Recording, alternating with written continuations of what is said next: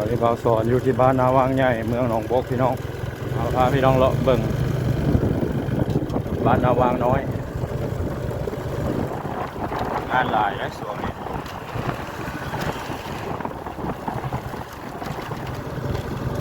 เงินซานบ้านซองก็ถือว่าหนาแน่นแออัด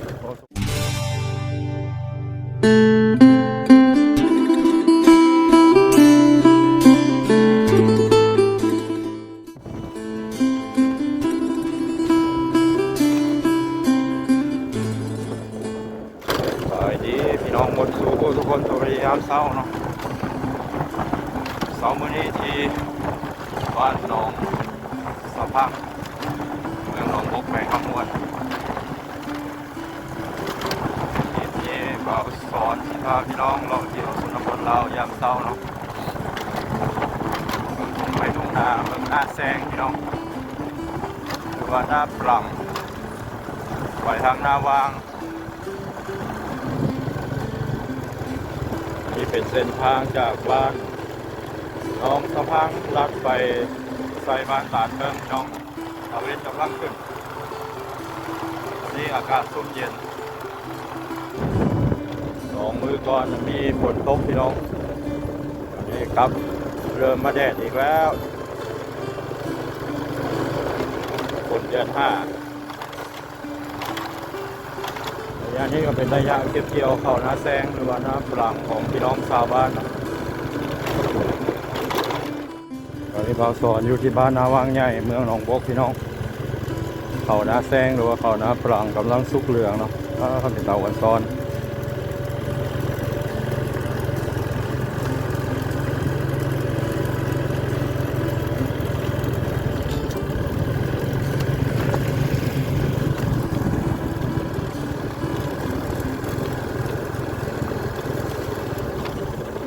น้องกำลังตัดเข่าเป็นใช้จักรตัดเอาพี่น้อง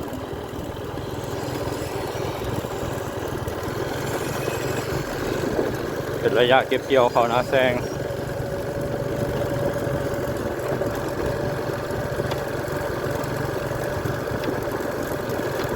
เขตนี้เฮ็ดนาได้2 ครั้งต่อปีทางหน้าแซงและก็หน้าปี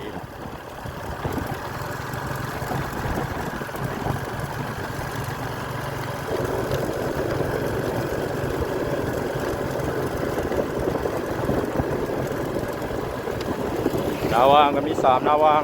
งใหญ่นาวางน้อยนาวางทงเป็นบ้านของศิลปินดังหลายๆท่านนะบ้านเกิดเมืองนอนของเพิ่นรุ่นใหญ่ก็สิเป็นอาจารย์โกศินทร์ห่วงอาจารย์เกิดนูห่วงอาจารย์พี่ดาวเพชรนูห่วงนะรุ่นต่อมากับ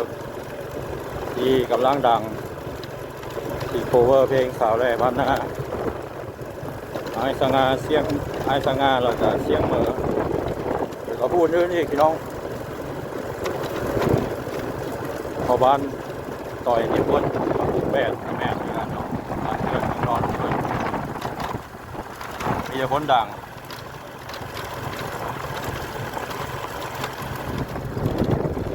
หน้าบางเจ้าก็ใช้รถดูดเอาบางเจ้าก็ใช้จักรตัดส่วนหลายเขาเจ้าบ่ได้เกี่ยวด้วยมือแล้วสักซ่าเสียเวลาใส่เครื่องจักรใส่ขวนจักรเอาพี่น้องแล้วไว้ส่วนหลายก็เป็นหน้าว่านหรือว่าหน้าผาย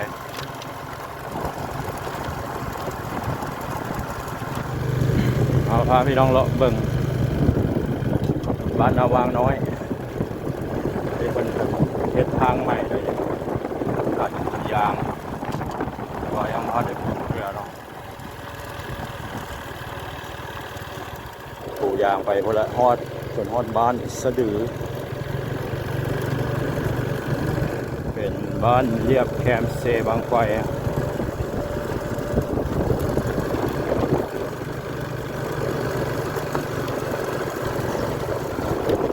เจ้าตากเข่าอยู่แคมทางพี่น้อง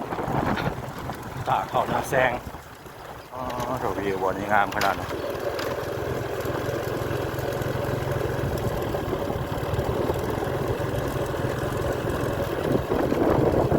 ว วิวงามธรรมชาติก็งามเนาะบ้านนาวางน้อยเดินซานบ้านซองก็ยังคลาสสิกพี่น้องอันนี้เป็นทางไปบ้านสะดือเด้อเนาะกำลังสิปูยางเนี่ย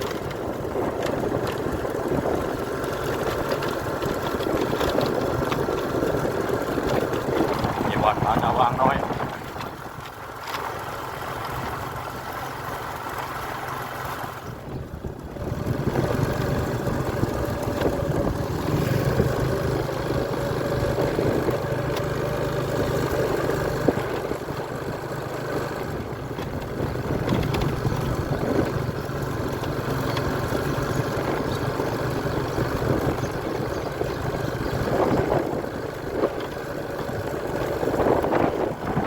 ทาง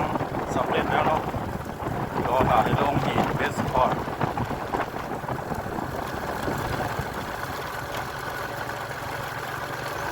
การลงยางห้องพื้น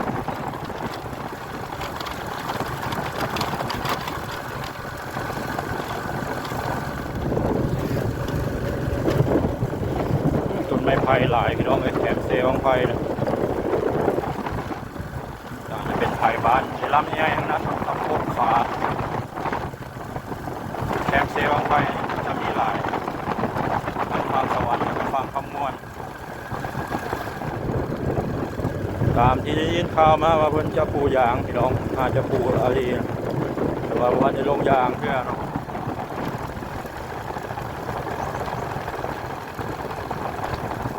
นี่เด็กกองหินเราเกี่ยวไว้แล้วเนาะ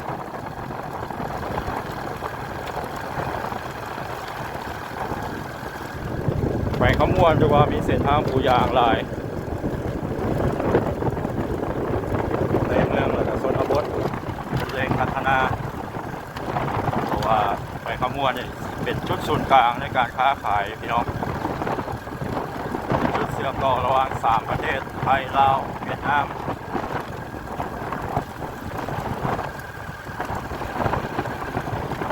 จะฮอดบ้านสะดือแล้วพี่น้องติดกับบ้านนาวางน้อยใกล้ๆกัน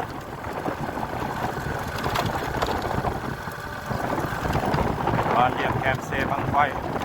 ธรรมชาติสวยงาม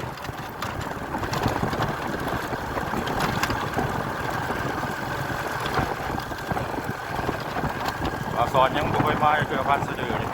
อันนี้เป็นเกือบเราอินทอดแต่ว่านาวางน้อย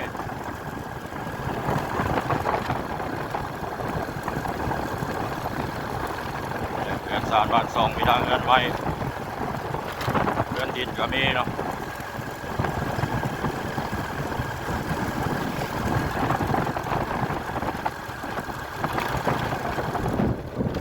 ตอนนี้รถ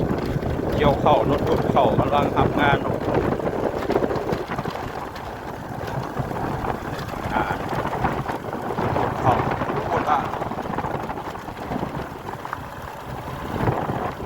งานหลายและสวยหอดบ้านสะดือแล้วว่าเป็นบ้านใหญ่เนาะ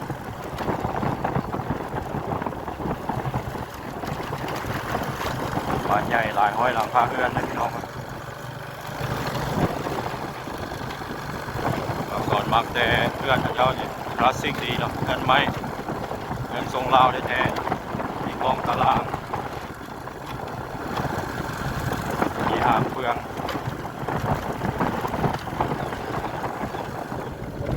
ป่าบนปูยางแล้วเนี่ยโอ้ดูคักเลยพี่น้องสะดวกสบาย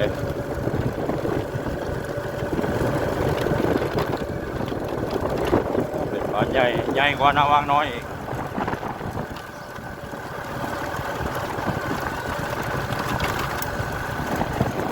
สุดยังยาวเหยียดไปทางหน้า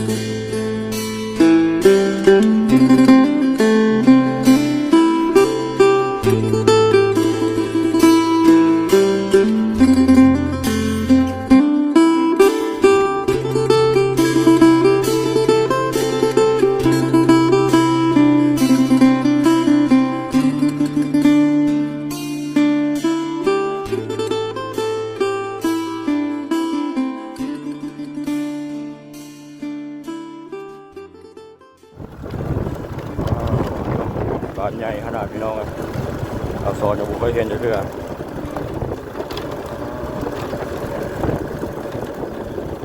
วันนี้เป็นห้างค้าประจำบ้านนี่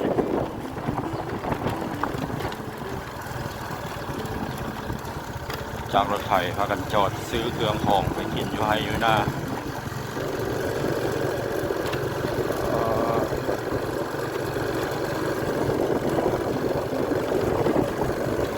บ้านใหญ่พี่น้องเลย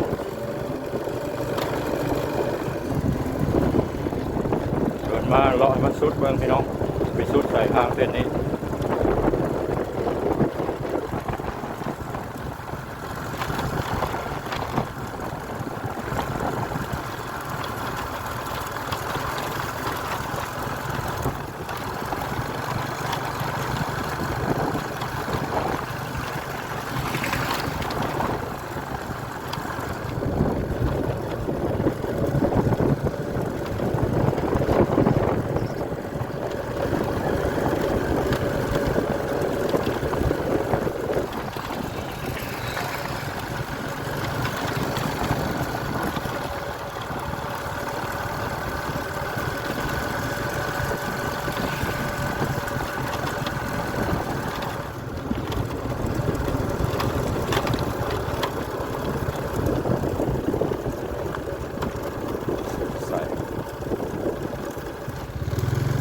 สุดสำนี้พี่น้องเลยสุดอยู่บนแจวัดมี2 วัดน่าจะเป็นพุ่มใต้กับพุ่มเหนือ